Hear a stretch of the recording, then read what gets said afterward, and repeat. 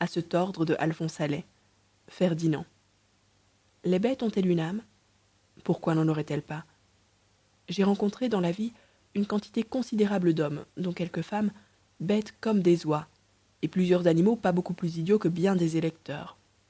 Et même, je ne dis pas que le cas soit très fréquent, j'ai personnellement connu un canard qui avait du génie.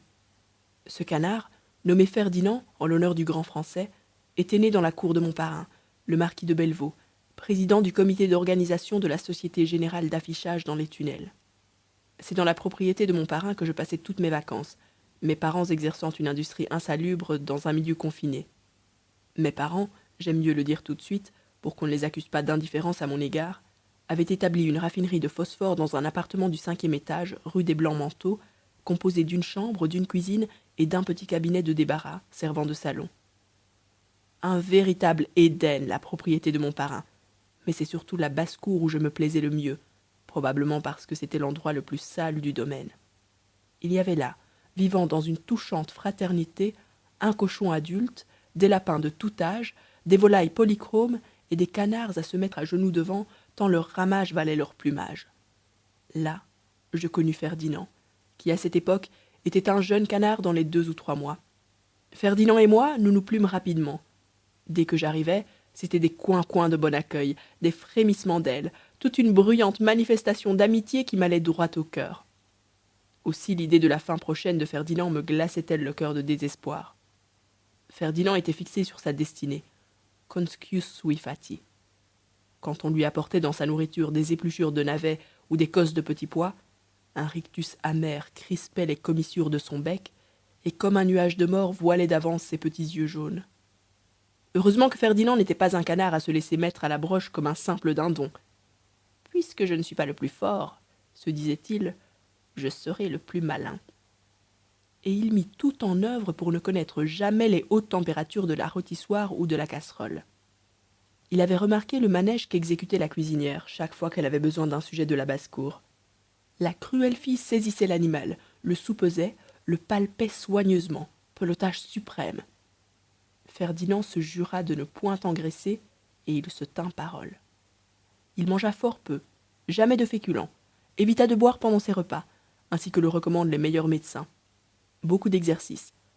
Ce traitement ne suffisant pas, Ferdinand, aidé par son instinct et de rares aptitudes aux sciences naturelles, pénétrait de nuit dans le jardin et absorbait les plantes les plus purgatives, les racines les plus drastiques. Pendant quelque temps, ses efforts furent couronnés de succès, mais son pauvre corps de canard s'habitua à ces drogues, et mon infortuné Ferdinand regagna vite le poids perdu. Il essaya des plantes vénéneuses à petite dose, et suça quelques feuilles d'un datura stramonium qui jouait dans les massifs de mon parrain un rôle épineux et décoratif.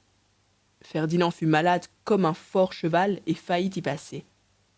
L'électricité s'offrit à son âme ingénieuse, et je le surpris souvent, les yeux levés vers les fils télégraphiques qui rayaient l'azur, juste au-dessus de la basse-cour. Mais ses pauvres ailes atrophiées refusèrent de le monter si haut. Un jour, la cuisinière, impatientée de cette étisie incoercible, empoigna Ferdinand, lui lia les pattes en murmurant « Bah, à la casserole, avec une bonne platée de petits pois !» La place me manque pour peindre ma consternation. Ferdinand n'avait plus qu'une seule aurore à voir luire. Dans la nuit, je me levai pour porter à mon ami le suprême adieu, et voici le spectacle qui s'offrit à mes yeux. Ferdinand, les pattes encore liées, s'était traîné jusqu'au seuil de la cuisine. D'un mouvement énergique de friction alternative, il aiguisait son bec sur la marche de granit. Puis, d'un coup sec, il coupa la ficelle qui l'entravait et se retrouva debout sur ses pattes un peu engourdi. Tout à fait rassuré, je regagnai doucement ma chambre et m'endormis profondément. Au matin, vous ne pouvez pas vous faire une idée des cris remplissant la maison.